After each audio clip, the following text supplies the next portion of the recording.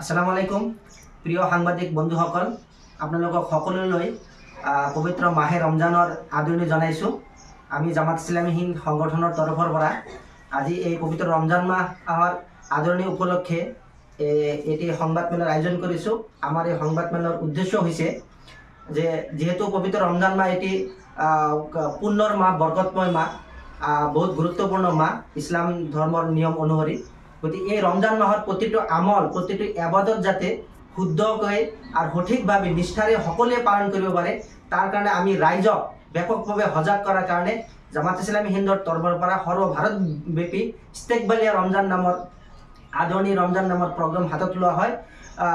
যোৱা বছৰৰ দৰে এই বছৰো আমি জামাত ইছলামী হিন্দ উত্তৰ অসমৰ তৰফৰ পৰা এটা নিৰ্দেশনা দিয়া হৈছে যাতে প্ৰতিটো জিলা, প্ৰতিটো শাখা, প্ৰতিটো কৰ্মী গোটত এই ইস্তেকবালিয়া ৰমজানৰ ওপৰত বিভিন্ন ধৰণৰ কাৰ্যসূচী লোৱা হয়।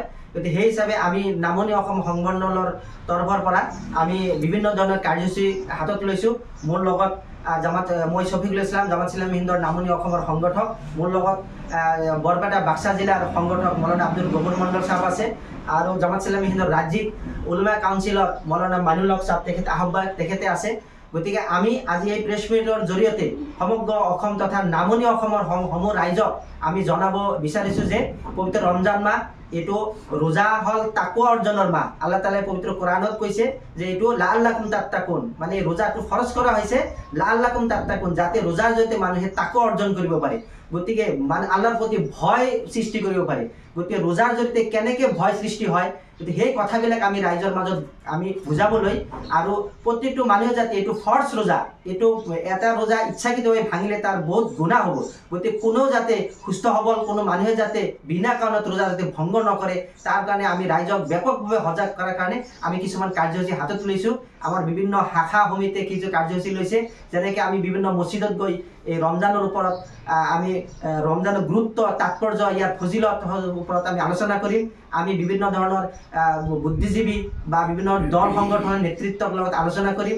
আমি কিছু পোষ্টাৰ, লিফলেট, পুস্তিকা বিতৰণ কৰিম।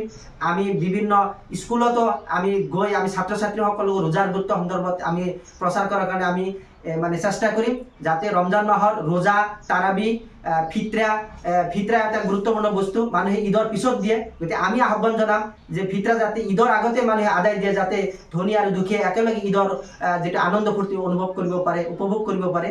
সেই ক্ষেত্ৰত বিভিন্ন কাৰ্যসূচী লোৱা হৈছে, আৰু এই কাৰ্যসূচীবোৰ আমি এই সংবাদমেলৰ জৰিয়তে আমি অসমবাসীক তথা আমি নামনি অসমৰ সকলো ৰাইজক আমি অৱগত কৰাব বিচাৰিছোঁ। আহক, জামাত ইছলামী হিন্দে লোৱা এই প্ৰতিটো কাৰ্যসূচীত আপোনালোকৰ সহায় সহযোগিতা আমি কামনা কৰিছোঁ। সকলোৱে সহযোগিতা আগবঢ়াওক, যাতে আমি ৰমজান সন্দৰ্ভত ব্যাপকভাৱে এক জনজাগৰণ সৃষ্টি কৰি যাতে আমি ৰাইজৰ মাজত এই কথাবিলাক লৈ যাব পাৰোঁ।